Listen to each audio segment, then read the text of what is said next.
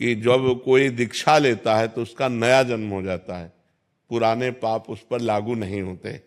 तो एक चोर चोरी करके भाग करके आया था किसी साहूकार सेठ महाजन की, उसके पीछे सैनिक लगे हुए थे। तो जहाँ सत्संग हो रहा था, हजारों लोग बैठे थे, उन्हीं के बीच में जाके बैठ गया।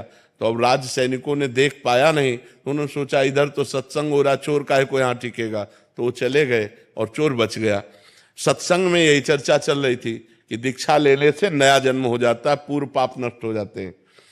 तो जब सत्संग संपन्न हुआ तो चतुर्भुज दास जी संत थे, उनके पास गए और बोले, महाराज आप जो बात कह रहे हैं सत्य है कि दीक्षा लेने से सारे पाप नष्ट हो जाते हैं? तो मैं घोर पापी हूँ, चोर हूँ, हिंसक हूँ, कौन सा पाप नहीं जो मैंने ना किया हूँ, क्या मैं दीक्षा ले लूंगा आज से निष्पाप हो जाऊंगा?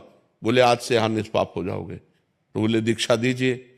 तो चतुर्भुज दास जी ने कि ये सही अधिकारी है, अभी इसका मूड बन गया है, नहीं तो हो सकता है कि कभी जिंदगी में इसका न, क्योंकि हिंसक स्वभाव का है, तो उन्होंने तुरंत उसको दीक्षा दी, मूड मुड़वाया, कंठी पहनाई, तिलक लगाया, 12 तिलक। और दूसरे दिन वो निर्भय होकर घूम रहा था। सोई साहूकार अपने सैनिकों के साथ तो था, सेठ खोज रहा था, अरे बोले यही है। उसको बंदी बना लिया गया, राज दरबार में ले गए।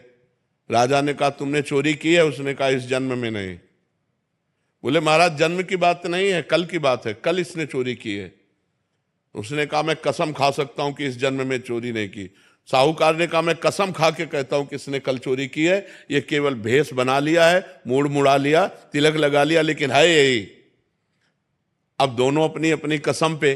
तो उस समय जो पद्धति चलती थी सत्य को प्रमाणित करने के लिए, तो एक लोहे का फार गर्म किया जाता था और पीपल की छोटी सी नवीन पत्ता ऐसे रख दिया जाता था और उसके ऊपर सूत ऐसे बांध दिया जाता था, और वो लोहे का जलता हुआ फार हाथ में ले और सूत जले ना और 7 कदम चल के फेंक दे, वो सत्य माना जाता था। तो ऐसा ही चोर के साथ किया गया। जे ही पूरी पद्धति करके ऐसे फार, तो उसने कहा गुरुदेव ने कहा था कि दीक्षा लेने के बाद नया जन्म होता है, ये अंदर, और जोर से बोला मैंने इस जन्म में कभी पाप नहीं किया, और 7 कदम चला, फेंक दिया, बिल्कुल सूत ज्यों का त्यों। अब तो राजा ने सेठ को कहा इसे फांसी दो, इतने बड़े वैष्णव को, संत को चोर कहा। जब उसकी फांसी की बात कही तो बोले सरकार नहीं, वो भी सही है, फांसी मत दीजिए, क्योंकि वो अपराधी नहीं, अपराधी तो मैं हूं। तो बोले अब तुम अपराधी कैसे हो सकते, तुम्हारा तो प्रमाण हो चुका है कि तुम इस जन्म में चोरी नहीं की।